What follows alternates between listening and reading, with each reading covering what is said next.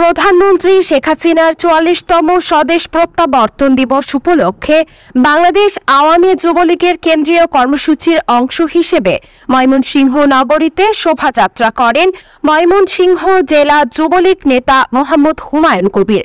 আজ শুক্রবার বেলা ১১টার দিকে দুর্গম পথের নির্ভীক যাত্রা শীর্ষক শোভাযাত্রাটি ময়মনসিংহ নগরীর গুলকি বাড়ির ডিফেন্স পার্টির সামনে থেকে শুরু হয়ে শোভাযাত্রাটি ময়মনসিংহ নগরীর প্রধান সড়ক প্রদক্ষিণ করে ময়মনসিংহ জিলা স্কুল বোর্ডিং মাঠ এলাকায় শেষ হয়।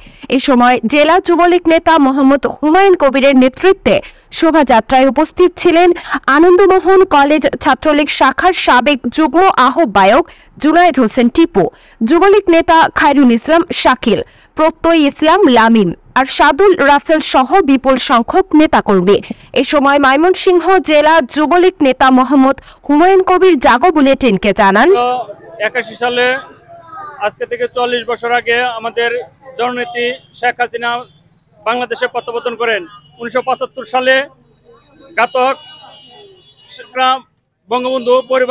বঙ্গবন্ধু সহ তার পরিবারের সকল সদস্যকে নিহত করার পর দীর্ঘ 6 বছর নির্বাসিত থাকার পর আমাদের জননেত্রী শেখ হাসিনা 1981 সালের 17ই মে আমাদের দেশে ফিরে আসেন। যার কারণেই আমরা আমাদের এই স্বাধীন সার্বভৌম রাষ্ট্রের এই স্বাধীন এবং ডিজিটাল বাংলাদেশের রূপান্তরিত হয়েছে। আমরা স্বাধীন এই সুন্দর রাষ্ট্রটাকে পেয়েছি। একমাত্র শেখ হাসিনা বাংলাদেশে প্রত্যাবর্তন করার ফলেই আমরা আমাদের এই ডিজিটাল বাংলাদেশ এবং স্মার্ট বাংলাদেশ গঠন করতে আমরা সক্ষম হয়েছি। সেই জন্য আমরা এই দিনটিকে স্মরণ করে রাখার জন্য আমরা আমাদের এই কেন্দ্রীয় যুবলীগের কর্মসূচির অংশ হিসাবে আমরা জেলা যুবলীগ এই ক্ষুদ্র আয়োজনটুকু করেছি।